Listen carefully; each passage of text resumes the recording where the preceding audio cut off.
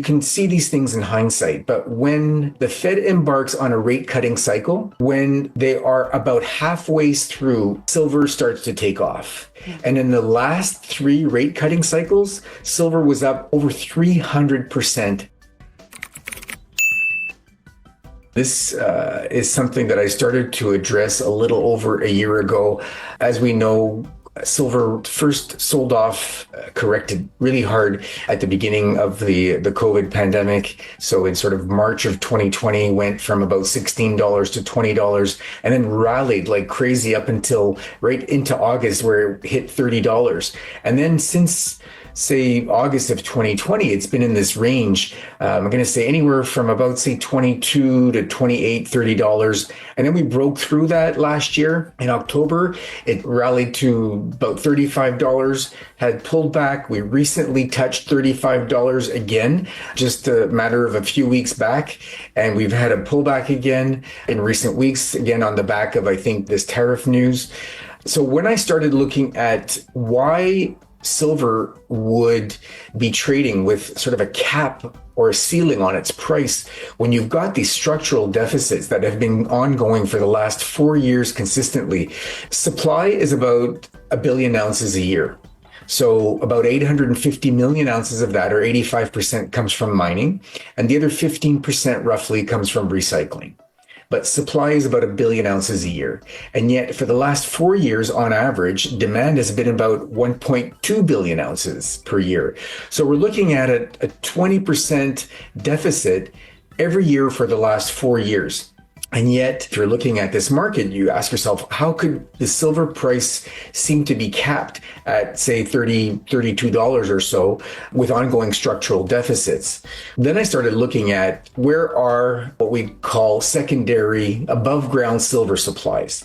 And you have large inventories that sit on mostly 3 large exchanges: the Shanghai Futures Exchange, the LBMA in London, and then the COMEX in New York. And the LBMA is certainly by far the largest of the 3. What has happened is, and I started to do the research, look at the charts, and in about early 2021, we started to see, first gradually and then much more quickly, the inventories at these exchanges drop off. I asked myself, okay, so what was going on?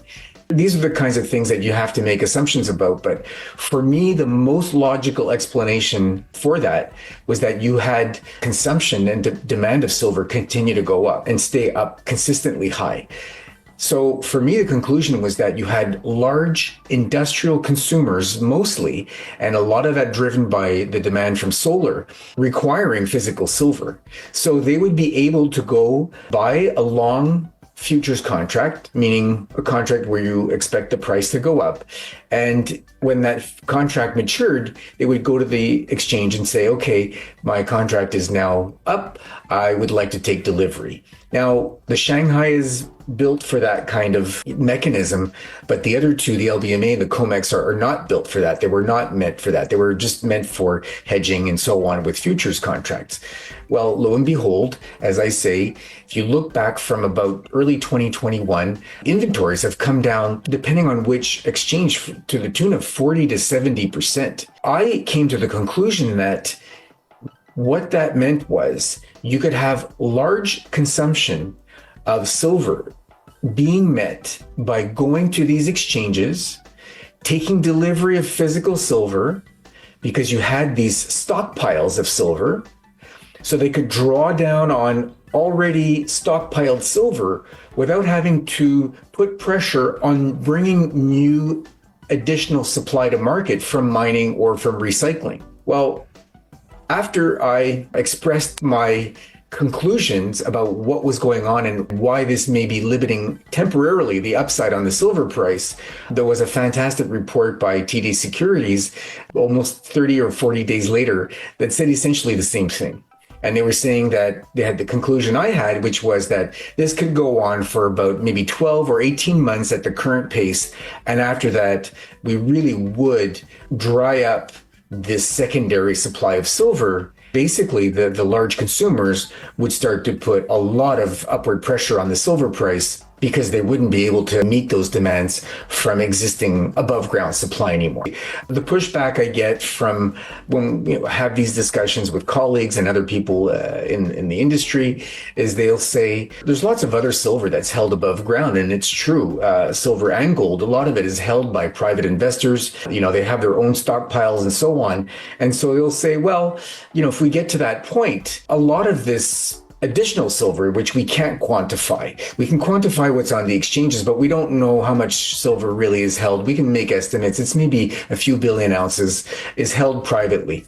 And their argument is that this silver will come to market and it will meet some of that demand. And my counter argument is that yes, however, at what price? And so I don't believe that silver, which is very tightly held, will come to market at, say, prevailing prices. I think it'll come to market at much, much higher prices. And by that, I mean, $40, $45, $50 is what it's going to take to get some of these private holders of silver to let go and to sell it back into the market and to satisfy this demand that really is not being met any other way. So investors of physical silver will absolutely be competing with industrial consumers, and all of that will drive silver higher. I think what has been going on there is, for the most part, and this we've seen start to happen since November or so, and that was when Trump started talking about tariffs. And we had no idea what the tariffs would apply to, who they would apply to, etc. I believe what happened was you had participants in the market, in the US specifically, where if the tariffs were applied on imports, which is what we're talking about generally, imports to the US, that if they had to come up with a lot of silver and gold to meet deliveries, that they would have to do it at much higher prices because of potential tariffs.